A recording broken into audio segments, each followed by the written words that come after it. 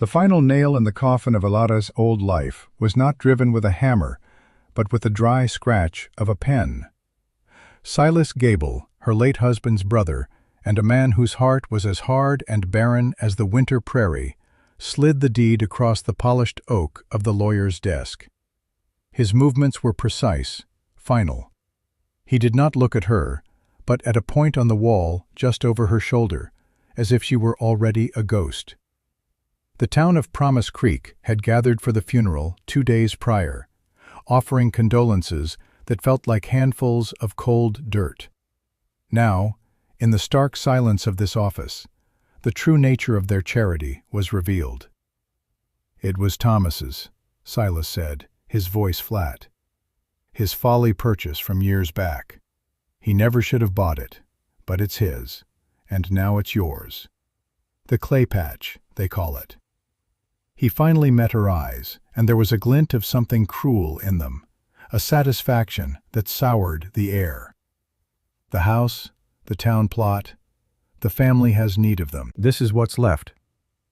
He pushed a small leather pouch beside the deed. The clink of the coins inside was pathetic, an insult measured in copper and silver. Ilara looked from the worthless paper to the meager pouch. $20. For 10 years of marriage, for nursing Thomas through the fever that took him, for running a home that had been the pride of the Gable family. This was her severance. This was her inheritance. A patch of useless land 5 miles out of town, and enough money to starve on the way to somewhere else. The lawyer cleared his throat, a sound of professional discomfort. "It is all in accordance with the will, Mistress Gable. Thomas's personal holdings are separated from the family estate." It was a legal fiction, a loophole woven by Silas to ensure she was left with nothing of value. Everyone in the room knew it. Ilara said nothing. She reached out a steady hand, her knuckles pale, and drew the deed and the pouch toward her. She did not weep. She would not give Silas the satisfaction. Her grief for Thomas was a private, hollowed-out space inside her, and she would not let these men trespass upon it. She folded the deed, tucked it into the pocket of her worn dress, and cinched the pouch tight. Silas stood, believing the matter concluded. "The sensible thing," he offered, his tone dripping with condescension, "would be to take the mourning stage east, find work in a bigger city. There's nothing for a woman alone out here, certainly not on that patch of dirt." Ilara rose from her chair. She was not a tall woman, but she held herself with a stillness that gave her presence. She looked directly at Silas, her gaze clear and unwavering. The pity and scorn of Promise Creek had been a heavy cloak these past few days, but in this moment it felt as if it were sloughing off her shoulders. A cold, hard resolve was settling in its place, like stone solidifying from molten earth. "Thank you for your counsel," she said, her voice quiet but resonant in the small office. It was the only thing she would say to him. She turned and walked out, the click of her worn boots on the wooden floorboards a sound of departure, not of defeat. Outside, the main street of Promise Creek bustled with its usual afternoon energy. Men in dusty hats talked business on the boardwalk. Wagons rumbled past, laden with timber from the north. To them, she was now a footnote in the town's story. The widow Gable, cast out and dispossessed. They expected her to vanish, to become a sad tale told over winter fires. They watched her now, their glances a mixture of pity and morbid curiosity. She walked past the stagecoach office, its poster promising passage to greener, more forgiving lands. She walked past the church, where the pastor would have offered her a place in the charity cots, a life of mending clothes and living on the scraps of others' kindness. She stopped only at the Mercantile, the largest building in town, owned by Silas's father-in-law. Inside, the air smelled of coffee beans, cured leather, and dust. Mr. Gable, no relation to Silas, but a man of the same rigid, practical stock, stood behind the counter. He watched her approach with wary eyes. News, in a town this small, traveled faster than a prairie fire. "Mistress Gable," he grunted, a perfunctory nod. "I need supplies," she said. She opened the small pouch and poured the coins onto the counter. The sound was frail, insignificant in the cavernous store. Mr. Gable eyed the small pile. "Heading east, are you? Not much there for a long journey." "I am not heading east," Elara stated. "I need a good axe, a sturdy shovel, a 50-pound sack of flour, another of beans, salt, and whatever is left for the oldest, most stubborn mule you've got for sale out back." The store owner stared at her, as if she had lost her mind. He glanced from the coins to her face, his expression shifting from detached pity to outright disbelief. "A mule? For what? To haul your sorrow to the clay patch? There's nothing there, woman. Nothing but sour dirt and wind. You'll be dead or begging by first snow." "Nevertheless," Elara said, her voice as firm as bedrock, "that is what I need." He shook his head, a slow, grim motion. But a sale was a sale. He counted out the cost, his thick fingers sorting the coins. He left her with less than $1. She had her tools, her basic provisions, and an old gray mule named Cinder, who looked as weary of the world as she felt. She loaded the supplies onto the mule's back, cinching the ropes with practiced hands. As she led the animal out of town, she did not look back. The whispers followed her like burrs clinging to her dress. "The Mud Widow," she heard someone mutter, a cruel new name born of her inheritance. They saw a fool marching to her doom. Elara saw only the path ahead. It was a path of her own making, even if it led to a place nobody wanted. She had been given a worthless patch of dirt. Very well, she would see what could be made of it. The journey was a descent into desolation. The verdant greens that fringed Promise Creek slowly gave way to sparse, hardy grasses, and then to cracked, pale earth. The wind was a constant companion, a relentless thief that stole warmth from her skin and whispered of failure in her ears. Cinder the mule plodded onward, his resilience a quiet rebuke to her own flickering doubts. The weight of the axe and shovel on her back was a dull, persistent ache, a reminder of the monumental task that lay ahead. After hours of walking under a merciless sun, she saw it. A gentle rise in the landscape, a swell of earth distinguished only by its utter lack of life. There were no trees to break the oppressive horizon, only a few skeletal shrubs clinging to existence. This was the clay patch, her kingdom of dust. She tethered Cinder to one of the tougher-looking bushes and walked the perimeter of her land. It was exactly as Silas had described it, as the town had mocked it. The topsoil was thin, sandy, and hostile to growth. Kicking at it with the toe of her boot sent up a puff of pale dust. It was land that promised nothing but hardship. For a long moment, Elara stood in the center of her inheritance and let the full weight of her situation crash down upon her. The sun beat on her head. The wind tore at her hair. Loneliness was a physical presence, vast and suffocating. The town was right. Silas was right. This was a grave, a place to lie down and be forgotten. Tears she had refused to shed in the lawyer's office now burned hot behind her eyes. Despair was a cold, heavy stone in her gut. She sank to her knees, the rough ground scraping her skin, and felt the fight drain out of her. But as her hands pressed against the earth, a strange sensation stopped her. Beneath the loose, dusty top layer, the ground was different. It was cool, firm, and faintly damp, even after weeks without rain. A flicker of memory stirred, a story her father, a stonemason, used to tell about the bones of the earth, about what lies beneath the skin of the world. Driven by a sliver of curiosity, a last desperate ember of defiance, she retrieved the new shovel. She scraped away the useless topsoil, perhaps 6 inches of it. Underneath, the earth was a rich, dense gray. It was thick, heavy, and clung to the shovel. She dug deeper, her movements becoming more urgent. She scooped a handful of it. It was cool and smooth, almost greasy to the touch. She squeezed it in her fist, and it held its shape perfectly, water weeping from between her fingers. It was clay. Not the sandy, crumbly kind, but deep, pure, plastic clay. The kind her father had said was perfect for making bricks.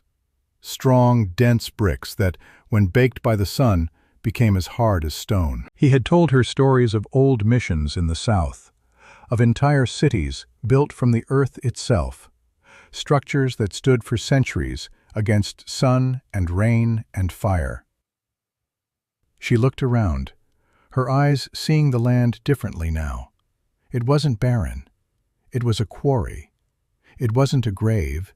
It was a foundation. The town had named it the Clay Patch as an insult, blind to the treasure beneath their feet. They saw only what it couldn't grow, not what it could build. A grim, determined smile touched Ilara's lips for the first time in weeks. The despair receded, replaced by a fierce, burning purpose. They had left her with nothing but dirt, but it was the right kind of dirt. She stood up, her back straight, her hands covered in the gray mud that was her salvation. She would not build a house. A wooden house could be burned, could be rotted by rain, could be dismantled. She would build something better. She would build a fortress. A barn of earth, a shelter that the wind could not shatter and the sun could only make stronger. The work began the next morning, under a sky the color of faded linen. The first task was the most brutal, clearing and digging.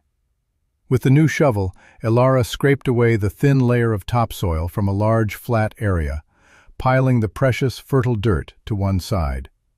She would need it later for a garden. Then she began to excavate the clay itself, digging a wide, shallow pit that would serve as both her quarry and a mixing basin. The labor was a physical torment unlike any she had ever known. Her hands, accustomed to needlework and kneading dough, were soon raw and blistered. The handle of the shovel became an instrument of torture, rubbing her palms until they bled.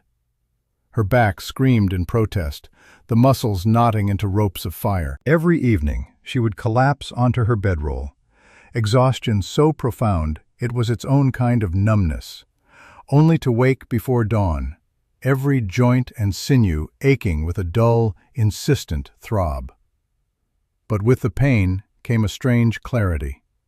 The relentless rhythm of the work, dig, lift, toss, repeat, emptied her mind of grief and fear. There was no room for sorrow when her entire being was focused on the next shovelful of clay. The physical agony was real, tangible, something she could fight against. It was a cleaner pain than the one Silas had inflicted upon her. Once she had a mountain of clay, the next stage began. She needed a binder. She spent 2 days harvesting the dry, tough prairie grass that grew in sparse clumps around her property, chopping it into short lengths with her axe. Then came the mixing. She shoveled a portion of the clay back into the pit, added the straw, and then began the arduous task of hauling water. There was no well, no spring. She found a low-lying area nearly a mile away where a small seep kept the ground damp. She dug a hole there, and it slowly filled with murky water. She carried it back, 2 buckets at a time, a grueling, repetitive journey that consumed hours. She poured the water over the clay and straw, and then, taking a deep breath, she stepped into the pit. The mud oozed up to her knees, thick and cold. She began to tread, marching in place, her legs churning the mixture. For hours, she stomped and turned, her movements becoming a primal dance of creation. The sun beat down, her sweat dripped into the slurry, and the mud squelched and popped, slowly transforming into a uniform, workable consistency. Her father had taught her the craft in theory, but the practice was a harsh teacher.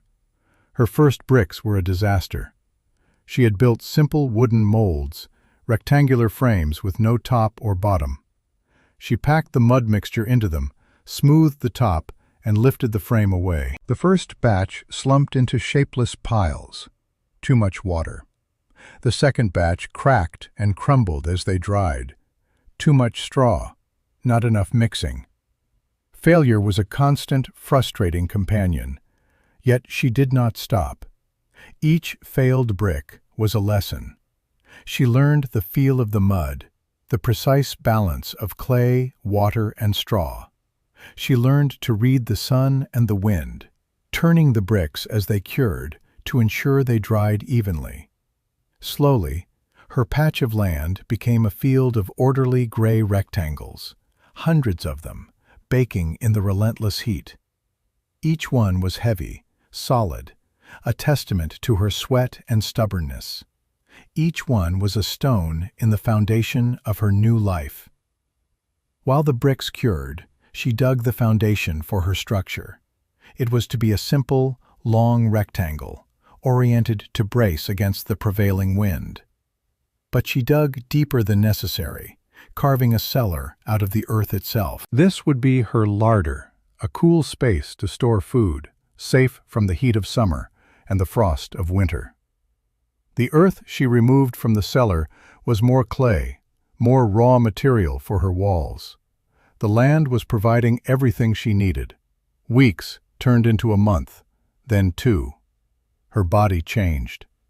The soft lines of a townswoman hardened into the dense muscle of a laborer. Her skin, perpetually covered in a fine layer of dust, darkened under the sun. Her hands became calloused and strong. She moved with an economy of motion, her actions sure and practiced. The rhythm of the work became the rhythm of her life. Dig, mix, mold, dry, dig again. She was no longer just living on the land, she was becoming part of it. The earth was in her fingernails, in the lines of her skin, in the very fiber of her being. One afternoon, a shadow fell over her work. She looked up from her brick molds to see a stray dog watching her from a distance. It was a scruffy, rangy thing, mostly bone and matted fur, its ribs stark beneath its hide. It watched her with intelligent, wary eyes. She ignored it at first, but it remained, a silent, hopeful sentinel at the edge of her clearing. That evening, she left out a small portion of her beans and a bowl of water. By morning, they were gone. The dog began to draw closer each day. It never barked, never begged. It simply watched. One sweltering afternoon, as she struggled to lift a heavy stone for the foundation, the dog let out a soft whine. She paused, looking at it. It wagged its tail, a slow, tentative thump against the dusty ground. She called to it softly. It hesitated, then trotted forward, its head low. She reached out a hand, and it licked her muddy fingers. From that day on, he was her shadow. She named him Dust, and his quiet, constant presence was a balm against the crushing solitude. With a small mountain of cured bricks ready, the time came to raise the walls. This was a new kind of labor, a task of precision and strength. She made a mortar from a finer sift of clay and sand, and began to lay the first course. The work was slow, methodical. Each brick had to be perfectly level, each joint sealed tight. Lift, place, mortar, check. Lift, place, mortar, check. The wall grew with agonizing slowness, a single row at a time. It was a monument to patience. One day, a wagon rattled into view, kicking up a plume of dust that was visible for miles. It was Silas. He pulled his horse to a halt and stared at her creation, his face a mask of incredulous contempt. The walls were only 3 feet high, a long, low rectangle of gray mud under the vast, empty sky. Ilara, covered head to toe in drying clay, must have looked like some creature born of the earth itself. "Good Lord, woman," he sneered, not bothering to dismount. "What is this madness? Are you building your own tomb?" He laughed, a harsh, barking sound that echoed in the stillness. "The whole town's talking. The mud widow and her dirt castle. I told them you'd lost your senses." Ilara paused, a heavy brick in her hands. She looked at him, her expression unreadable. "I am building a barn, Silas." "A barn?" he scoffed. "A barn of mud? The first big rain will wash it into a puddle. The first hard frost will crack it to pieces. You're a fool, Ilara. A stubborn, prideful fool. I should have forced you onto that stagecoach." He gestured dismissively at her work. "This is an embarrassment." She placed the brick onto the wall, carefully tapping it into place. "The rain will make the clay stronger," she said, her voice even. "And the walls are 2 feet thick. The frost won't reach the core." Her calm, knowledgeable tone seemed to infuriate him more than any argument would have. He saw that his scorn had no effect on her. She was no longer the grieving, helpless woman from the lawyer's office. She was someone else entirely, someone he didn't recognize. "Suit yourself," he spat. "When you come crawling back to town, begging for a roof over your head, don't come to me." He cracked his whip and rode away, leaving her in a cloud of dust and derision. Ilara watched him go, then turned back to her wall. His words were nothing. They were wind against stone. She had the evidence of her own hands, the solid weight of the bricks, the unyielding strength of the earth. Let them laugh. The town was made of wood and pride. She was building with something far more permanent. With the walls at a respectable height, she realized she needed more than flour and beans to survive the coming winter. She needed livestock. Leaving Dust to guard her fledgling homestead, she and Cinder made the long trek back to Promise Creek. Her arrival caused a stir. Dressed in her work-stained clothes, her face browned by the sun, she looked like a stranger. The whispers followed her as she walked to the mercantile. "Back already?" Mr. Gable said, a smug look on his face. "Come to buy that ticket east?" "I need a goat," she said, ignoring his jibe.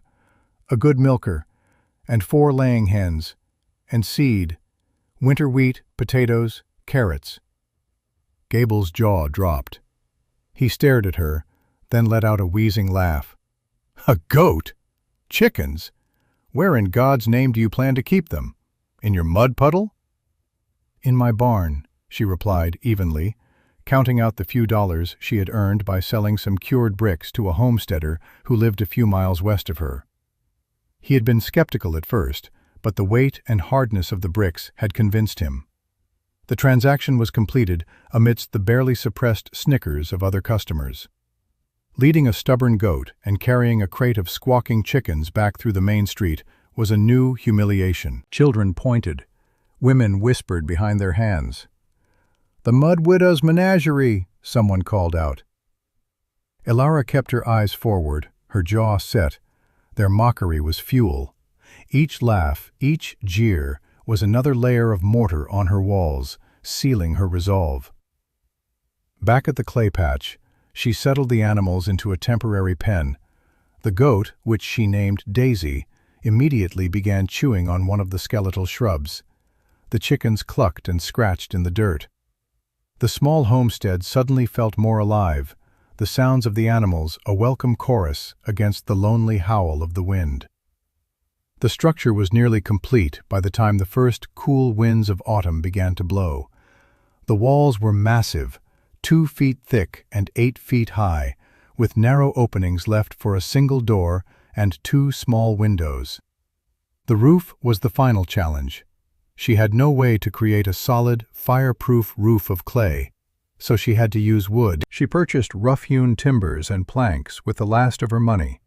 Hauling them from a mill 10 miles away, in a series of exhausting trips with Cinder. She laid the timbers across the thick walls, creating a sturdy frame. Over this, she nailed the planks, overlapping them carefully. But she did not stop there. She hauled hundreds of buckets of clay onto the roof, packing a thick, 6-inch layer over the entire wooden structure. It was an old technique she'd read about in one of her father's books. The clay would insulate, and, more importantly, it would protect the wood beneath from sparks and sun. She shaped the roof to have a slight pitch, guiding rainwater toward a channel that fed into a deep pit she had dug beside the barn. She lined this cistern with a thick layer of puddled clay, creating a waterproof basin to hold her precious water supply. Finally, she hung the heavy wooden door and shutters she had built. Inside, the space was cavernous and cool. The air smelled of damp earth and curing clay. Sunlight streamed in through the narrow windows in dusty shafts. It was divided into 2 sections. One half was for her, a raised wooden platform for her bedroll, a simple table, and a small, efficient fireplace she constructed in a corner, with a chimney made of carefully shaped bricks that rose through the roof. The other half was for the animals, with stalls for Cinder and Daisy and a roost for the chickens. Beneath their feet was the trapdoor that led to the root cellar. She moved in on the day of the first frost. That night, as a bitter wind howled outside, she lit the first fire in her hearth. The thick adobe walls held the heat, radiating a gentle, steady warmth that permeated the entire space. Dust slept at her feet. Daisy chewed her cud contentedly in her stall, and the chickens murmured softly on their roost. Outside, the world was cold and hostile. Inside, in the fortress she had built with her own 2 hands, there was warmth, safety, and a profound, bone-deep peace. She had built more than a barn. She had built a home. The deep winter settled over the plains like a shroud. Snow buried the landscape in a sea of white, and the wind howled with a mournful, predatory voice. For the people of Promise Creek, it was a time of hunkering down, of social gatherings and community, their wooden houses huddled together against the cold. For Alara, it was a time of profound solitude, a test of the systems she had so painstakingly built. Her world shrank to the thick, earthen walls of her barn. Her days fell into a simple, monastic rhythm dictated by necessity. At dawn, she would rise, the air in the barn chilled but never truly frigid.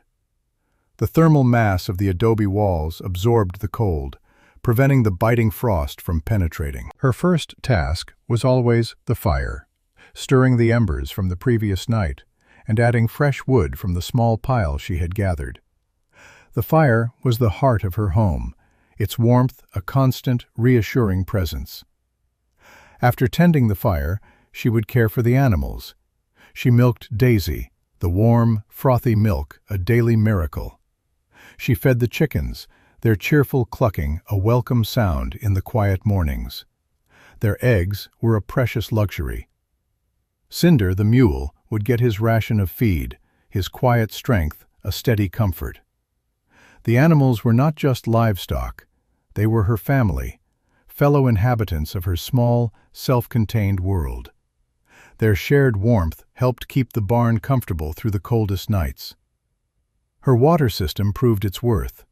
The snow that collected on the clay-covered roof would melt on warmer days, trickling into the cistern.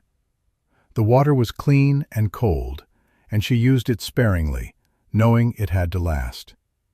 Food came from the root cellar. The potatoes and carrots she had grown in her small, protected garden were crisp and sweet. She had sacks of beans and flour, and with the goat's milk and eggs, she ate simply but well. She baked a dense, heavy bread on the hearth and made thick, warming stews. During the day, she worked on indoor tasks. She repaired her worn clothes, carved tools from scraps of wood, and planned for the spring. The isolation was immense. Weeks would pass without her seeing another human soul. Sometimes the silence would press in, heavy and suffocating. But then Dust would rest his head on her knee, or Daisy would nuzzle her hand, and the loneliness would recede. She was alone, but she was not helpless. She was the sovereign of her small kingdom of mud and warmth. A midwinter blizzard, a precursor to a greater trial, put her creation to its first serious test. The storm descended without warning, a furious wall of wind and snow that blotted out the sun. For 3 days, the world outside was a churning chaos of white. The wind shrieked like a banshee, clawing at the walls, seeking a way in. In Promise Creek, she later heard, 2 barn roofs collapsed under the weight of the snow, and several families nearly froze when their firewood ran out. But inside Ilara's barn, there was an almost unnerving calm.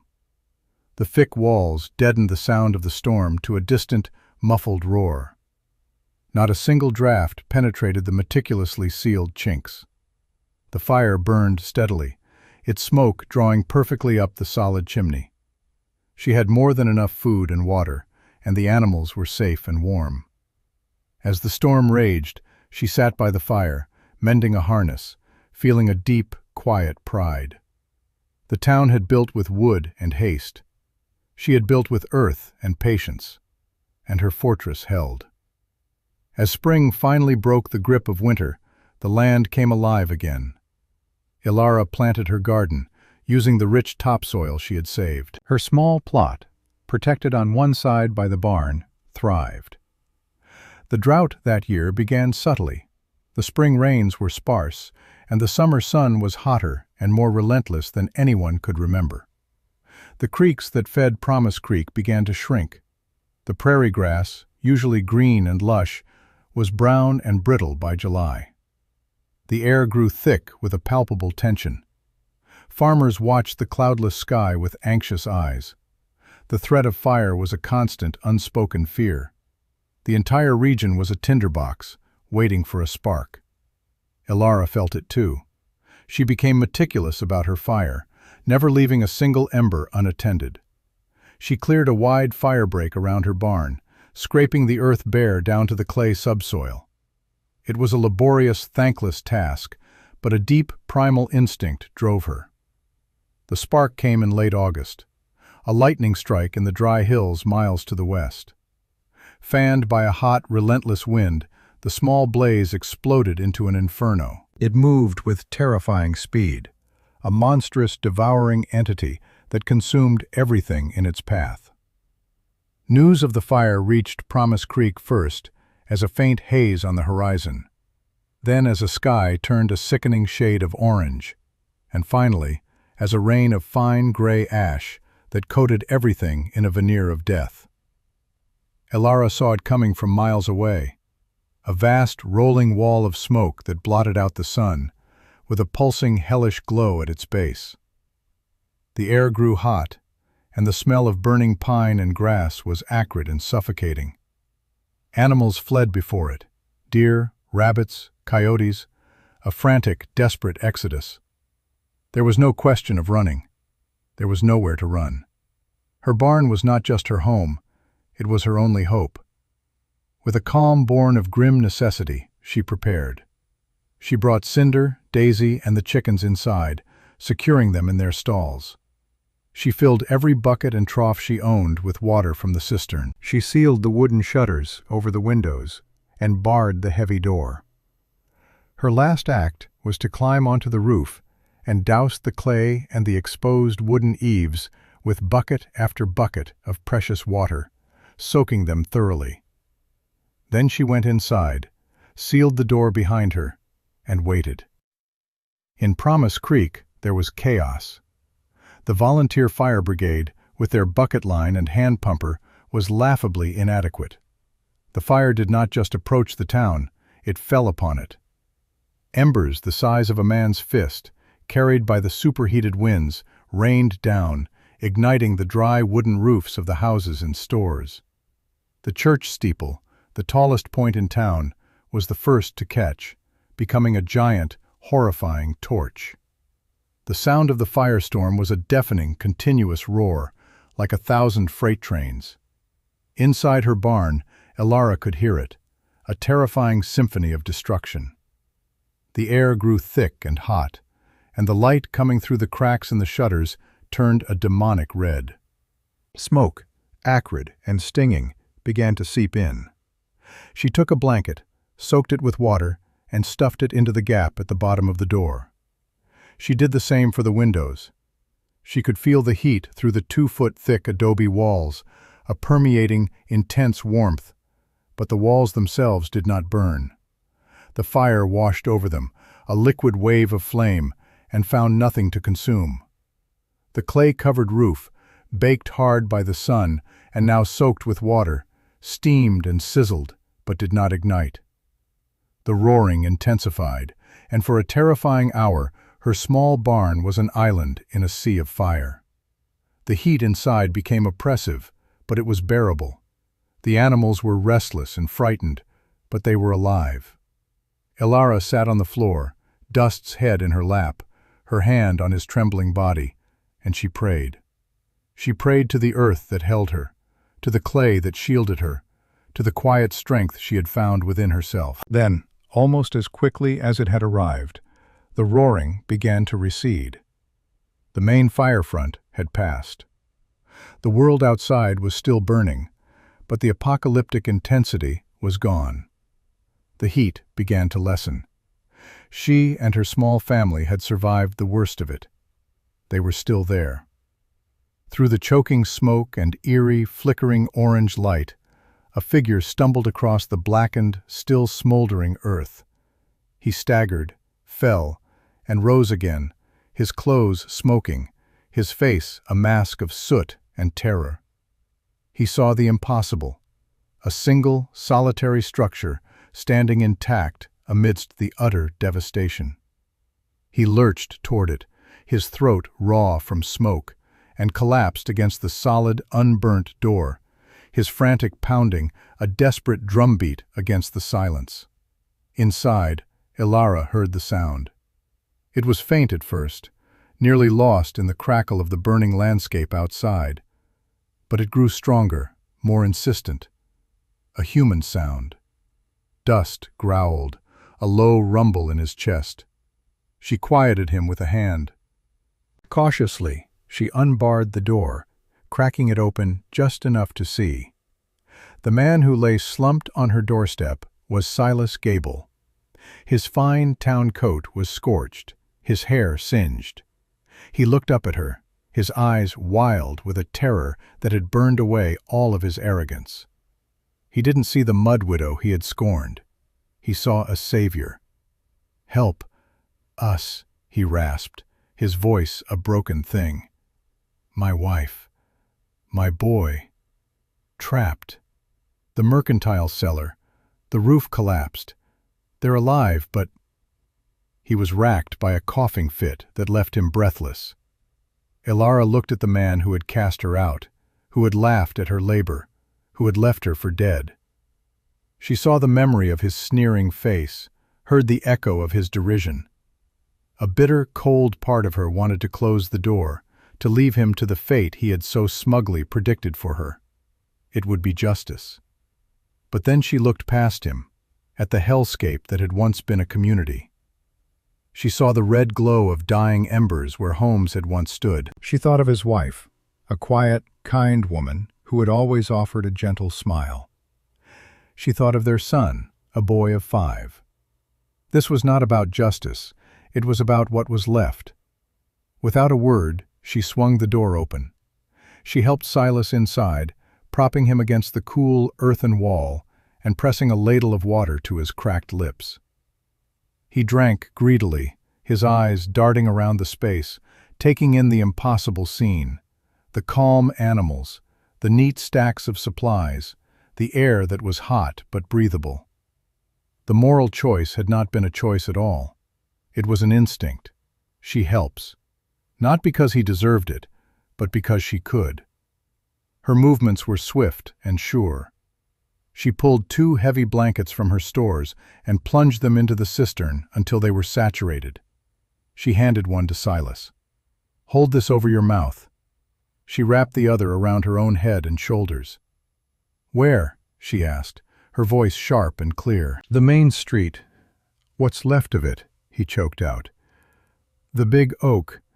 It fell on the store." "Stay here with the animals," she commanded, but Silas struggled to his feet. "He's my son," he said, his voice filled with a desperate resolve she had never heard from him before. She nodded. "Dust," she called. The dog was at her side in an instant. "Find them. Go find them." She opened the door, and the dog, his senses far superior to theirs in the smoke, bounded out into the gloom, a gray phantom against the red-black landscape. They followed him. The journey through what was once Promise Creek was a walk through a nightmare.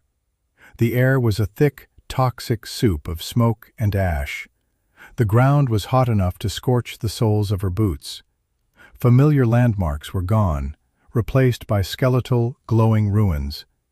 The fire was no longer a roaring wave, but 1,000 smaller fires, feeding on the wreckage. Dust led them unerringly through the maze of destruction to the smoldering pile that had been the mercantile. The massive old oak tree in the town square had fallen, its fiery branches crashing through the roof. A section of the floor had given way, plunging into the cellar below. From that dark hole, they could hear a faint cry. Working together, their past animosity burned away by the urgency of the moment. They tore at the hot, splintered timbers. Ilara's strength, born of a year of relentless labor, was a shock to Silas. She heaved aside beams he could barely budge. Finally, they cleared an opening. Ilara, smaller and quicker, lowered herself into the darkness. She found Silas's wife, Sarah, shielding their son, both terrified and choking, but miraculously unharmed. One by one, she helped them out of the rubble and back into the poisonous air. The journey back to the barn was a slow, agonizing procession. Ilara practically carried the young boy, while Silas supported his wife. They moved through a world of ghosts, their only guide the dark shape of the dog ahead of them, and the solid, unwavering silhouette of the mud barn on the horizon, the only thing left standing. When they stumbled back through the door, the contrast was staggering. The air inside was a haven. The cool, earthy smell, the gentle lowing of the goat, the sight of the chickens roosting peacefully. It was a world of order and life in the midst of absolute destruction. Sarah Gable collapsed onto the floor, pulling her son into her arms and sobbing with relief. Silas stood in the center of the room, turning in a slow circle. His gaze fell on the thick, seamless walls, the heavy, wood-beamed ceiling coated in its protective layer of clay, the well-stocked root cellar visible through the open trapdoor, the full cistern. He saw not a mud hut, but a masterpiece of engineering, an ark built of foresight and sheer will. He saw the chickens, the goat, the mule, the very animals his town had mocked her for acquiring. Everything here had a purpose. Everything had been planned. He looked at Ilara, who was tending to a small burn on his son's arm with a quiet, focused gentleness. Her face was streaked with soot, her hair wild, but her eyes were clear and calm. She was the queen of this small, indestructible kingdom. The pride that had defined Silas Gable's entire life finally broke. It shattered into 1,000 pieces, leaving behind only a raw, humbling shame. His fine wooden house, his profitable store, his position in the community, all of it was ash. The worthless land he had given away in an act of petty cruelty had become the only sanctuary. The foolish woman he had exiled was the reason his family was still alive. "We called you the Mud Widow," he said, his voice thick with emotion. He sank onto a wooden crate, his body slumping as if the bones had gone soft within him. We laughed at you. I told everyone you were a fool building a tomb." He looked up at her, his eyes shining with unshed tears. "My God, Ilara, we were the fools." Ilara finished tying a clean strip of cloth around the boy's arm. She looked at Silas, at the broken man before her, and felt no triumph, no desire to say, "I told you so."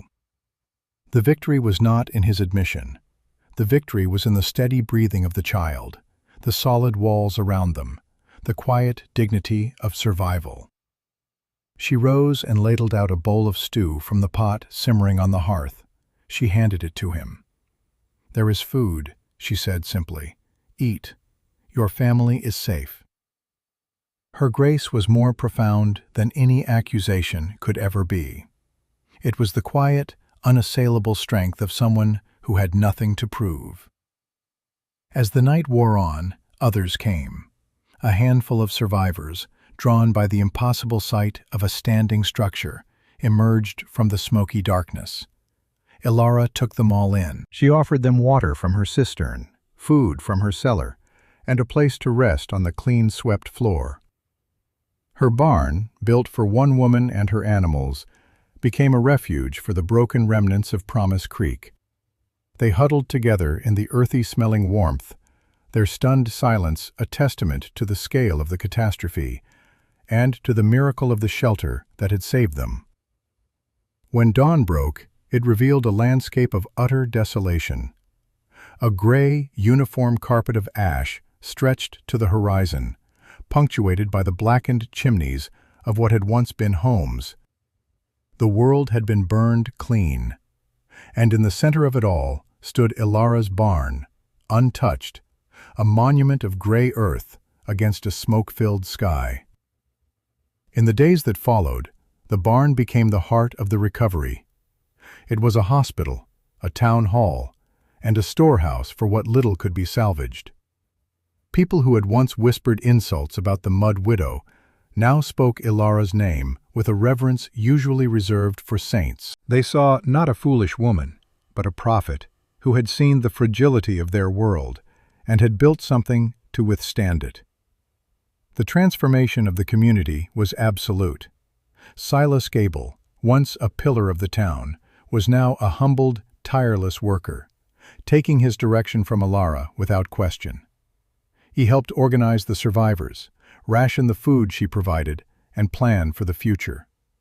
The nickname they had given her was never spoken again. If they referred to her by anything other than her name, it was with a new title, spoken with awe: the Brick Woman. The rebuilding of Promise Creek began not with timber, but with clay. Led by Ilara, the survivors returned to the clay patch, not with scorn, but with shovels and molds. She taught them what she had learned through trial and error: the right mix of earth and straw, the patience required to cure the bricks, the method of laying them thick and true. The first structure they built was a communal storehouse, its walls even thicker than her own. Then came new homes, not flimsy wooden boxes, but solid earthen structures, cool in the summer and warm in the winter, their foundations dug deep into the ground. The worthless patch of land became the bedrock of the new town, its resources shaping a community that was smarter, humbler, and more resilient than before. Ilara never sought a position of leadership, but it was given to her nonetheless. Her quiet wisdom became the town's guiding principle. Her story spread beyond the valley, carried by travelers and merchants. People from other settlements, hearing of the town that fire could not destroy, came to learn her methods. The clay patch, once a symbol of exile and folly, became a place of pilgrimage for those who wished to build anew. Years later, Ilara stood at the door of her barn, looking out at the transformed landscape. The prairie had healed, its green grasses hiding the scars of the fire. In the distance, the new town of Promise Creek stood, its low, solid adobe buildings glowing warmly in the setting sun. It was a town built not of pride, but of humility, not on a foundation of wood, but of earth. Dust, now gray around the muzzle, rested at her feet. The sounds of a living, thriving community drifted on the evening breeze. She had been given nothing, and from that nothing, she had rebuilt not only her own life, but the lives of everyone who had once cast her out. Her legacy was not written in a will or carved on a headstone. It was in the very walls of the homes that kept families safe, a quiet, enduring testament to the strength that can be found in what is discarded, and the unyielding power of a woman who refused to be broken.